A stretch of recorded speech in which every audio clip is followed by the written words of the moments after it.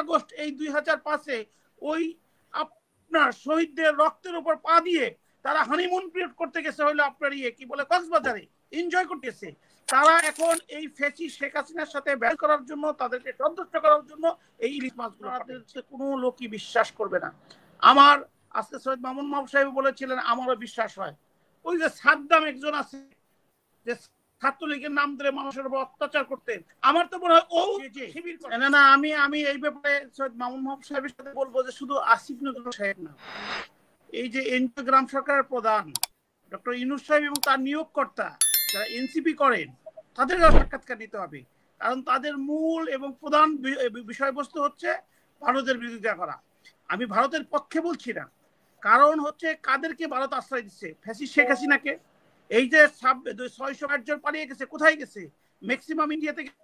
এই যে শেখ হাসিনাকে 14, 18, 24-এ ইলেকশন করে জনবিহীন যে বাংলাদেশের জনগণকে গুরুত্বহীন করেছিল, কে করেছিল? এই যে শেখ হাসিনা ক্ষমতা থাকা অবস্থায় যে দেশের উপর রাস্তার বুকের উপর ট্রেন লাইন করা, কোনো জনগণকে না জানানো, এই যে কাজগুলো করেছে, কে করেছে? শেখ হাসিনা করেছে, ভারতের সংস্পর্শে। ভারত দাঁড়িয়ে এবং কি যখন বঙ্গবন্ধু জন্মবার্ষিকী পালন করে সরকার নিয়ে আসছে, তার বিপক্ষে কথা বললে কে করেছে? তাদেরকে জেল জুলুম কে দিয়েছে? এই ফ্যাসিস্ট শেখ হাসিনা দিয়েছে। সেই ভারতে আমার তো প্রশ্ন, এই ইলিশ মাছগুলো ভারতের যে সৌজন্যতার সাথে পাঠায় নাই, যারা ভারতে পলাতক আওয়ামী লীগ নেতা আছে তাদের করার জন্য। আমি আবার বলি যে কারণ ব্যালেন্স করার জন্য পাঠাইছে, তা না হলে এই 5 আগস্টের পর শহীদের রক্তের উপর নির্ভর করে সেই রক্ত আহত ব্যক্তি যারা চোখ হারিয়েছে, যারা অঙ্গ বেচুরি করেছে, যাদের চিকিৎসা ঠিক মতো দেওয়া হয় না। আমি এবং সৈয়দ মামুন সাহেব পিআইএল করেছিলাম, পাবলিক ইন্টারেস্ট মামলা করেছি তাদের চিকিৎসার জন্য। সেইখানে সেই স্বাস্থ্যমন্ত্রীর গাড়িতে উঠে তারা আন্দোলন করেছে যে আমাদের চিকিৎসার খরচ দাও। এগুলো কোনো কিছু তারা করে নাই। তারা 5 আগস্ট এই 2005-এ ওই আপনার শহীদদের রক্তের উপর পা দিয়ে তারা হানিমুন পিরিয়ড করতে গেছে হলো আপনার কি বলে কক্সবাজারে এনজয় করতেছে। তারা এখন এই ফেসি শেখ হাসিনার সাথে ব্যয় করার জন্য, তাদেরকে সন্তুষ্ট করার জন্য এই ইলিশ মাছগুলো পাঠিয়েছে। আমি আরেকটা কোশ্চেন চাই, বাংলাদেশের জন্য সবচেয়ে ইম্পর্টেন্ট তিস্তা। আমরা এক্সপেক্ট করেছিলাম 14 মাস গেছে যে ভারতের সাথে বন্ধুত্ব থেকে শত্রুতাই থাক, যেহেতু শেখ হাসিনা গভর্নমেন্টের মাধ্যমে এই তিস্তা চীনের মাধ্যমে বাস্তবায়ন করা কখনোই সম্ভব না। আমরা এক্সপেক্ট করেছিলাম ইউনূস সাহেব সর্বপ্রথম এই তিস্তা, যেখানে হাহাকার হয়ে যায়, যেখানে ভারত পানি আমাদেরকে দেয় না, না দিলে আমাদের শ্মশানের মতন মরুভূমি হয়ে যাচ্ছে, সেই অ্যাটলিস্ট রিস্টাবলিশ করবেন। সেটা কি কোনো মুখ এখন পর্যন্ত দেখেছে? এই ডক্টর আসিফ নজরুল সাহেব বললেন 26 লক্ষ ভারত এখানে চাকরি করে। আমরা জানতে চাই 26 জনের নাম বলেন।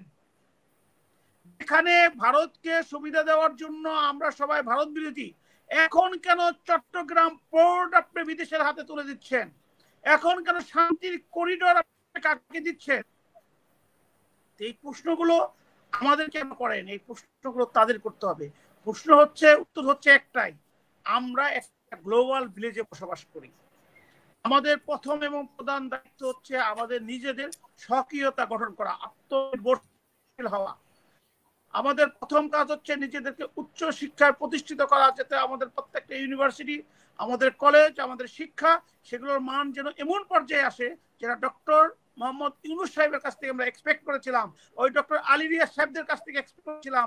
আপনাকে মনে করে দেই, এই দেশে তারা এসেছিল দেশটাকে ধ্বংস করার জন্য।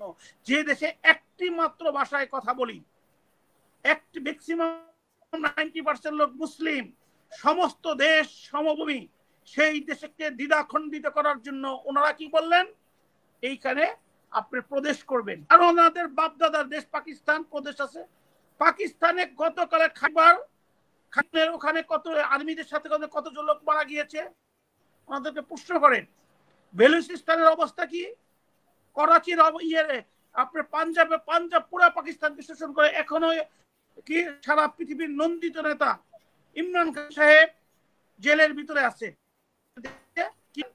আমাদের দেশকে ওরা প্রদেশ করবে।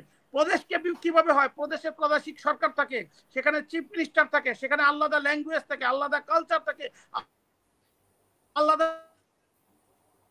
পার্লামেন্ট থাকে, ওনারা বিদেশি ডিগ্রি নিয়ে ইনভেস্ট করবেন। কয়টা নাম যে ডক্টর ইউনূস সাহেবের বিস্তৃতি সুনাম গুডউইল বাংলাদেশের চেয়ে বেশি।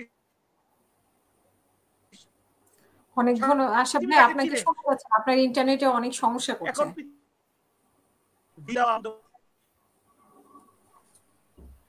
এখন সর্বশেষ বলি আপনাকে, আমরা নেপাল আমাদেরকে এই ডক্টর ইউনূস সাহেবকে লজ্জা উনি পেয়েছেন কিনা জানি না, আমরা পেয়েছি। উনি শপথ নেওয়ার সাথে সাথে ইলেকশন, আর এই মুহূর্তে গণমানুষের দল বিএনপি 16 আর জেল জুলুম খেটেছে। ওনারা তো অস্ত্রের ট্রেনিং নেয় নাই, ভিডিও বার্তা দেয় নাই যে দেশটাকে ধ্বংস করে দাও। ওনারা গণতান্ত্রিক পথে করেছেন। এখনো তারেক রহমান সাহেব ওনারা যে গালিগালাজ করছেন, তারপর উনি প্রতিনিয়ত বলে যাচ্ছেন আসেন আমরা সকলের মত সকলের সাথে পরামর্শ করি। উনি কর্মীদেরকে সতর্ক করে দিচ্ছেন যে আমাদের অবস্থা 5 আগস্টের চেয়ে খারাপ হবে। আজকে শুধু এই কথা বলবো যে আমি বাংলাদেশের ইউনিভার্সিটিতে পড়ার সৌভাগ্য আমার হয় নাই, পাই নাই, এই জন্য বিদেশে পড়তে গিয়েছিলাম। আমরা যদি অতীত ইতিহাস দেখি, যারা বিপিজিএস ডাকসু বলেন বিভিন্ন হয়েছে, তারা রাষ্ট্রীয় ক্ষমতায় অথবা দেশের মূল রাজনীতির সাথে কি পরিবর্তন করতেছে? ছাত্ররা তাদের সুবিধা মতো, তাদের হল প্রবলেম, তাদের এডুকেশন প্রবলেম, বিভিন্ন সুবিধার জন্য তাদের সবচেয়ে বিশ্বস্ত তাদের নেতাদের তারা ভোট দিয়ে থাকে। আমরা ঢাকা ইউনিভার্সিটিতে যারা জয় লাভ করেছে তাদেরকে অভিনন্দন জানাই, কিন্তু পরস্পর আবার তিরস্কার জানাই যে ছাত্রলীগের সেক্রেটারি জহিরুল হক ছিলেন আর আজকে শিবির হয়ে গেলেন আপনি। যারা ছাত্রলীগের সাথে থেকে নিরীহ ছাত্রদেরকে নির্মমভাবে প্রহার করেছেন, অত্যাচার করেছেন, সমস্ত বিলেম দিয়ে দিলেন ছাত্রলীগের উপরে। আজকে আপনারা সেই ছাত্রলীগের নেতারা শিবির সেজে দিয়েছেন।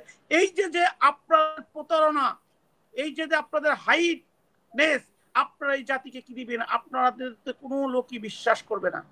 আমার আজকে সৈয়দ মামুন মাহবুব সাহেব বলেছিলেন, আমারও বিশ্বাস হয়।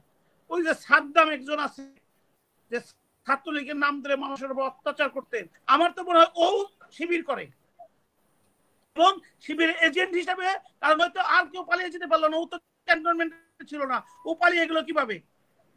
এবং তার স্টেটমেন্ট প্রতিদিন প্রচার হচ্ছে। কেউ ওর জন্য তো 32 আপনি ভাঙতে গেলেন, ওর বাড়ি ঘর তো ভাঙতে গেলেন না। আর শেখ হাসিনা প্রতিদিন বক্তৃতা দেয়, একদিন বক্তৃতা তার বাড়ি ঘর আপনি রাষ্ট্রীয় বুলডোজার দিয়ে ভেঙে দিলেন। এখন কি ভাঙবেন? এখন তো কিছু ভাঙলেন না। তাহলে এই যে সাদ্দাম যে প্রত্যেকদিন ফেসবুকে স্ট্যাটাস দিচ্ছেন, সাদ্দামকে কিছু করছেন না, কারণ সাদ্দামও শিবির করে। আর শেখ হাসিনা, শেখ হাসিনার ব্যর্থতা এখানে, যারা মুক্তিযুদ্ধকে, বঙ্গবন্ধুকে, স্বাধীনতাকে তারা ভালোবাসতো, উনি তাদেরকে পদদলিত শুরু করেন নাই, উনি তাদের মধ্যে এত নির্মমতা করেছেন যে উপরের আল্লাহর হুকুমে ওনার দেশ থেকে পালিয়ে যেতে বাধ্য হয়েছে। ধন্যবাদ।